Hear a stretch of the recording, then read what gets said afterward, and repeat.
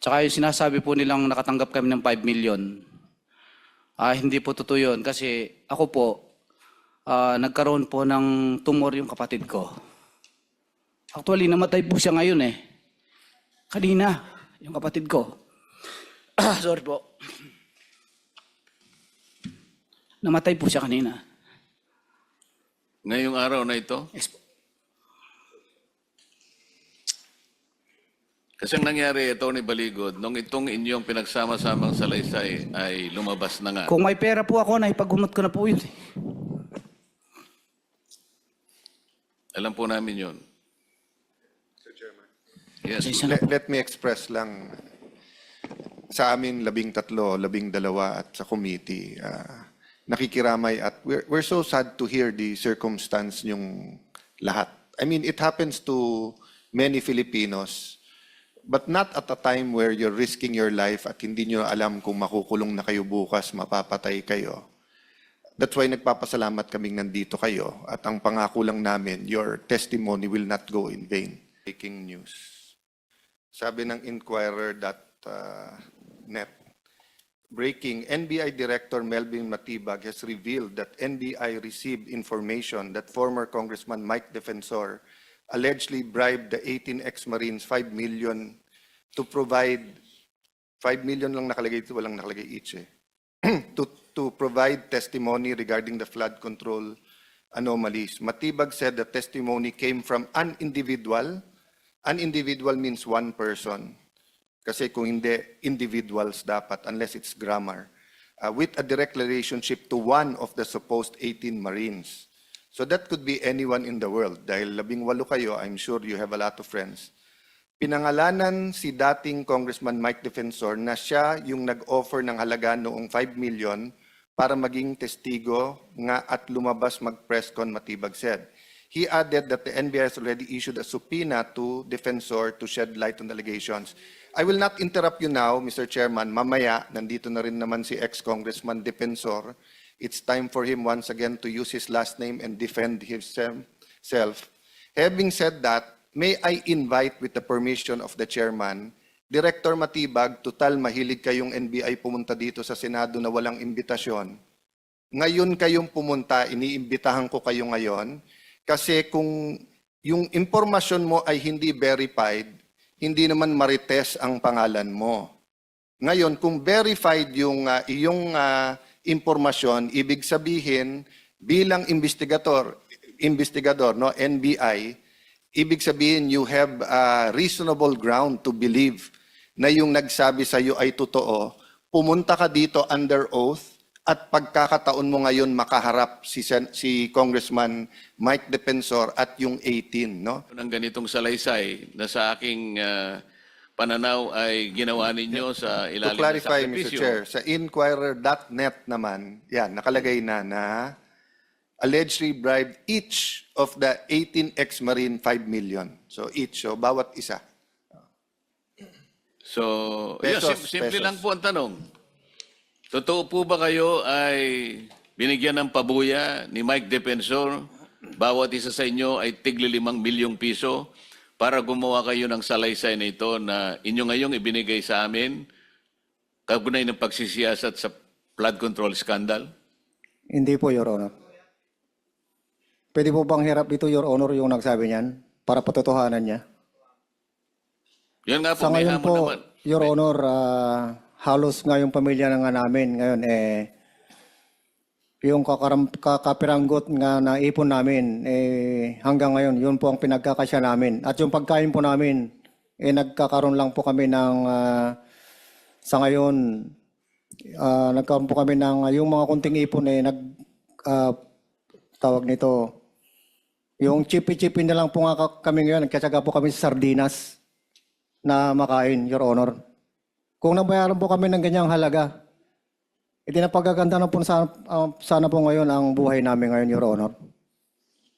Salamat po sa inyong confirmation na hindi po kayo talaga nabigyan ng kahit anong halaga. With your permission, Honorable Chair, yung kung 5 million bawat isa, sana medyo okay na ang buhay nila kung tutuusin, no?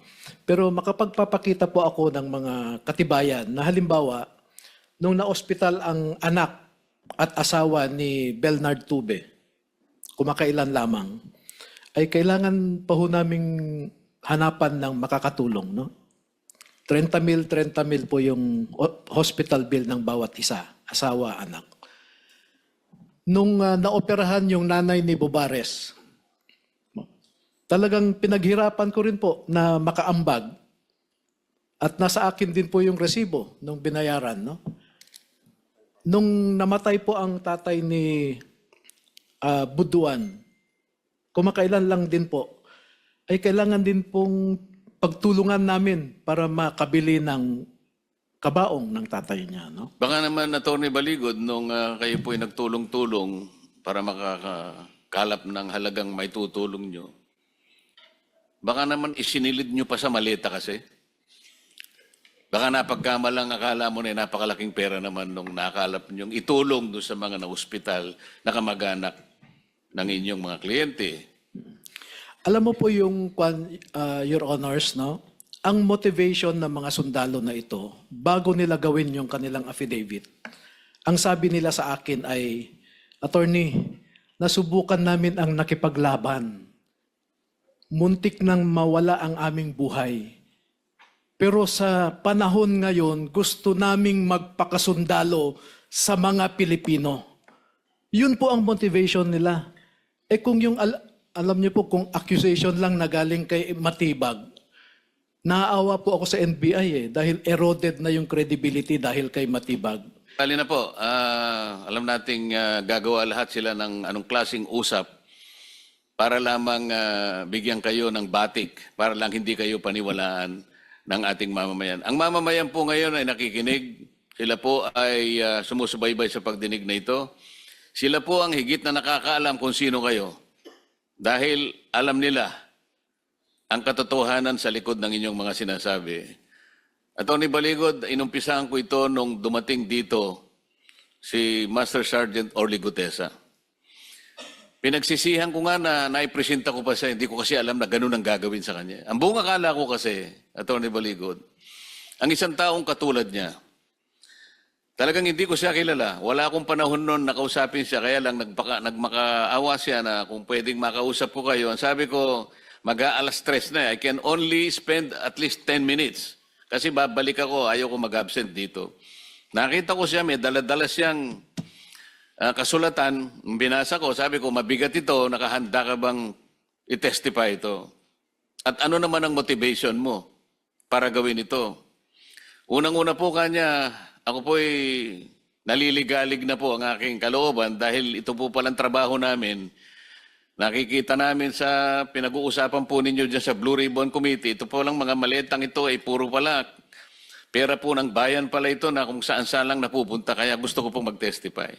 Alam mo ba ka kung kahihinatnan mo dito? Alam ko po, alang-alang na lang po sa bansa, alang-alang na lang po sa pamilya ko at mga apo ko. Hindi pa rin ako naniwala ron eh.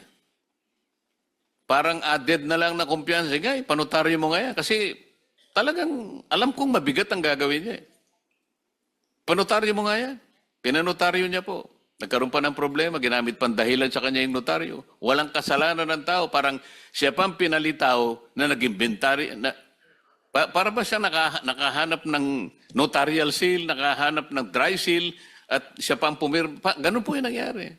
Tinakot yung tao, hindi namin malaman, mangilang araw namin siyang hinahanap, wala ng contact. Palagay ko yung mga kayo ay nakontak nyo siya one way or the other, pero nawala na lang siyang parang bula. Bagamat yung kanyang salaysay, kagaya ngayon ay pinanumpaan niya. Pero kailangan pa niyang kailangan pa siyang usigin sa notaryo na wala na pong kinalaman dahil sumumpa na po siya sa harap namin eh. With or without the notary, pwede na yun eh. Pero ginamit pa yun na pantakot sa kanya. Kaya kayo po'y tatakutin din eh. Kaya na sinabi ngayon, di pa tayo natatapos dito, kayo'y nabigyan na ng 5 million pesos each. Ganyan po ang gagawin. Sino pa po ang gustong magsaysay ng kanyang personal na kaalaman tungkol sa pagdi-deliver ng pera? Yes, Your Honor. Good morning. I am Crisanidado. Bali, isa rin sa rason na bakit kami lumabas dahil sa patutunayan namin yung mga statement or affidavit ni Master Sergeant Orly Gutesa. Ito sir, hindi ito sundalo kami sir, hindi kami nagpapatukso sa mga pera. Gusto namin trabaho sana. Trabaho na kung saan mabuhay namin, ang pamilya namin para sa aming sariling sikap. So ang nangyari kay Tap Orly Gutesa, kasi ako ang laging kasama, which is pag may mga lakad, ako yung driver niya. Partner kami ni Orly Gutesa. Nalulungkot ako bakit ganun ang ginawa. Bakit kung sino pa yung testigo, sino pa yung nagsasabi ng totoo, yun, bakit ganun tayo sir? Nasamantala hindi nila nare-realize yung buhay ng mga kababayan nating mahihirap. Lagi na lang naririnig, puro korupsyon. So yun ang rason, sir, na kahit walang bayad, kahit ano, willing kami magsakripisyo, mag-alay ng sarili namin para mabago tong kalakaran ng bansang Pilipinas, sir. Ito, sa mga media, andyan, alam ko, dahil ako ay isang driver ng media coordinator ni Congressman Saldico, at ni Speaker Romualdez, PR. Sa House of Representatives, media parking, si Mr. Robin Manahan ay hinahatiran namin ng paper bag. Si Mr. Ryan Pakpako, PR ng SOR din, doon din mismo sa media parking. At yung media parking na yun, minsan nag-aabang sila doon. Minsan kami nag-aantay din doon lang sa media parking, naka-paper bag. Minsan nagbi-meeting doon sa bahay ni Robin Manahan. Tapos, gabi kasi sir, hindi ko na ma-identify kung anong number ng bahay. Basta malapit lang sa SOR din. Pero kung kaya mong puntahan. kailangan ko puntahan, sir, Alam gagawin mong ko puntahan. at i-elaborate ko kung anong Sige. doon binibigyan one time ng isang bag. Isang bag na puno ng pera. Bakit ko alam na pera, sir? Dahil sinasabi ng PR na yan sa akin, PR ni Kung Saldi, na Chris, bantayan mo muna Chris, huwag mo iwanan ng sasakyan, perang laman yan sa loob. So, sa ganitong nangyayari sa atin ngayon, sir, gaya kanina, grabing panggigipit, unconstitutional talaga. Kami, sir, sundalo kami. Dating sundalo, nagserbisyo din sa bayan. Bakit may mga ganito? Kaya yan ang isa sa dahilan lumabas kami. Yun lang po, sir. Maraming salamat. Totoo lahat ang sinabi mo. Nasabi ko na rin ito nung lumabas si Sergeant Gutesa. Dahil nagdamdam ako dahil ang buong akala ko sa kanyang paglabas, tatanawin ng malaking utang na loob ng Estado yon. Yung tao, wala siyang motibo kung hindi tumulong lang sa kanyang bansa. Ang kanyang sinakripisyo, yung buhay niya, kaligtasan ng kanyang pamilya. Wala siyang hinagad eh. Meron pa nga nagsabi rin eh. Gawa-gawa ko na naman daw yun at binigyan ko raw siya ng pera. Isip-isipin ninyo. Lahat gagawin nila. Lahat ng pagbibintang gagawin nila. Ang punot dulo lang. Huwag matuloy ang pagtukoy natin ng katotohanan at matukoy natin kung sino-sino talaga ang mga ito. Ayan po. Sa kanyang paglalahad, dalawa po ang kanyang in-identify na miyembro ng media. Isipin po ninyo, akala ko nga sasabihin nyo, nakakaingit. Nakakaingit talaga. Dahil kayo nagsisikat na buhay ng pamilya ninyo sa marangal at malinis na paraan. Pero sila, mali-malit ang tinatanggap nila. Napakasarap ng buhay nila. Maglalahad lang sila ng impormasyon sa bayan. Pero yung hindi totoo, dahil i-cover nila yung totoo. Hindi sila gumagawa ng mabuti para sa lipunan. Pero sila ang nagkakamal ng mali-malit ang pera. Ito'y nakakalungkot eh. Sino pa po yung gusto magsalita? Sir, may dagdag ba ako, sir? Ako, sir, kung meron akong 5 million na hinawakan ngayon, siguro, hindi nyo na ako makikita din dito siguro, sir. Bakit pa ako maglalahad? Kahapon nga tumawag yung nanay ko sa akin, nasa hospital. Sabi ko nakakahiya naman humingi ng tulong kay attorney. Nakakahiya naman kasi parang critical na sitwasyon namin. Ngayon, ma'am and sir, Your Honor, nagugutom kami. Ang pamilya namin ngayon gutom. Bakit? Dahil sa ginawa namin. Totoo. Kasi itong ginawa namin hindi ito pang sarili, para sa bayan ito. Kaya huwag niyong sabihin na tumanggap kami ng 5 milyon. Pagpalit yung dignidad namin bilang isang dating sundalo. Yun lang po, sir. Maraming salamat.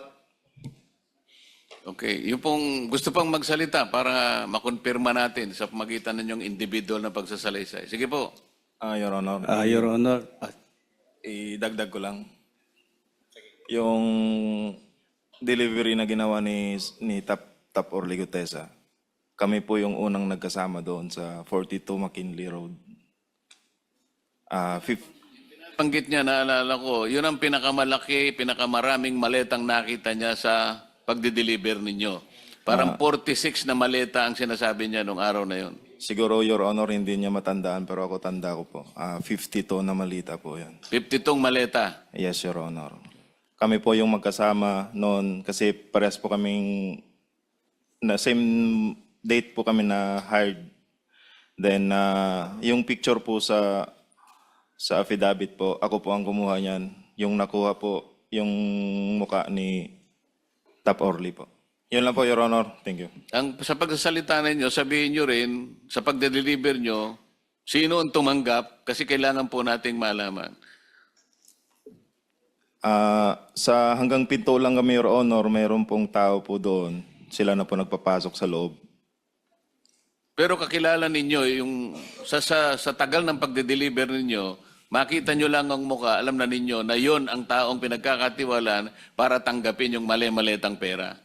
Ang contact po kasi, Your Honor, si Mark Texay at si Paul Estrada, which is kasama po namin nung time na yun. Yun ang dahilan kasi, Mr. President, kung bakit yung Mark Texay na yan at saka yung John Paul Estrada talagang pinagkatago-tago nila. Hindi natin alam kung anong lupalop na ng mundo nandyan sila. Sapagkat sila talagang pinagtiwalaan ni Saldico, hindi lang sa pagbibilang, kung hindi yung paglalagay sa maleta, at kung sino-sino ang dapat na tumanggap. Sino pa po ang gustong, kayo po? Ako po, Your Honor, Romel C. Galapon po. Itong sasabihin ko, sir, wala po sa affidavit namin. Pero ito po yung detalyado. Kung talagang gusto nyong malaman, kung may mga CCTV noon, pwede nyong i-request. Nag-deliver kami sa 14 Nara Street, South Forbes, Makati. Kasama si Mark Tiksay, driver namin si Henry Wabina. Sakay ang Toyota Grandia, plate number Eco Alpha Golf 4628 noong 29 August 2024, around 19:2500.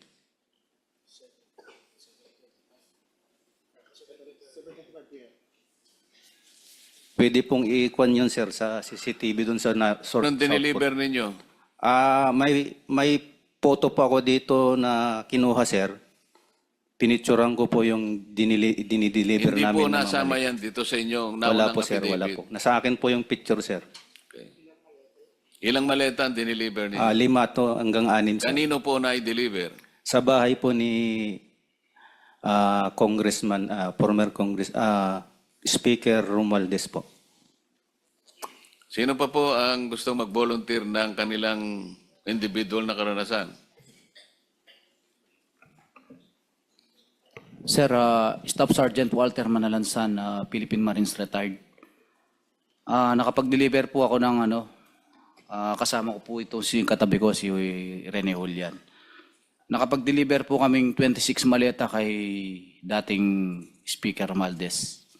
Sa bahay niya po dun sa 14 Nara Street po sa South Forbes.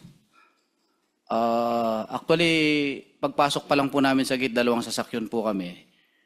Pagpasok pa doon, yung Forbes po may mga CCTV po yan sa gate.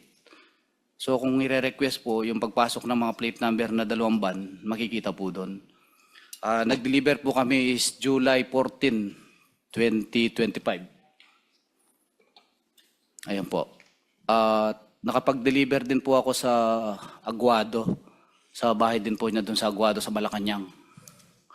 32 paper bag po yon. Ang ginamit namin pong sasakyan is plate number Innova Black 3374. Kasama ko po kabady ko rin po si Rene Ulian at saka si Mark Tiksay. Ano po yun, mga April? Mga April po yun, 2025. Tsaka yung sinasabi po nilang nakatanggap kami ng 5 million, hindi po totoo yun kasi ako po, nagkaroon po ng tumor yung kapatid ko. Actually, namatay po siya ngayon eh. Kanina, yung kapatid ko. Sorry po. Namatay po siya kanina. Ngayong araw na ito? Yes po. Kasi ang nangyari, Tony Baligod, nung itong inyong pinagsama-samang salaysay ay lumabas na nga. Kung may pera po ako, naipagumot ko na po yun. Alam po namin yun. Yes. Let me express lang sa amin 13, 12 at sa committee, nakikiramay at we're so sad to hear the circumstance yung lahat. I mean, it happens to many Filipinos, but not at a time where you're risking your life at hindi nyo alam kung makukulong na kayo bukas, mapapatay kayo. That's why nagpapasalamat kaming nandito kayo at ang pangako lang namin, your testimony will not go in vain. Di ba? So that's why ko bringing up kanina yung 5 million. Kaysa sa media tayo mag-press con mamaya, malaman talaga namin. And I didn't know that yan ang circumstance nyo lahat. So tanggapin nyo yung aming pakikiramay and I don't Salamat know. Yung kasing natanggal yung inyong livelihood, pwede namin ibalik yun eh. Pero yung namatayan kayo, hindi naman namin mababalik yung pagpapagamot doon eh. So, tanggapin nyo yung kaming paumanhin. But we will do better. No, kung ilan lang kami natitira sa committee na to at sa Senado, we will do better. So, to give justice doon sa sinasabi po nyo.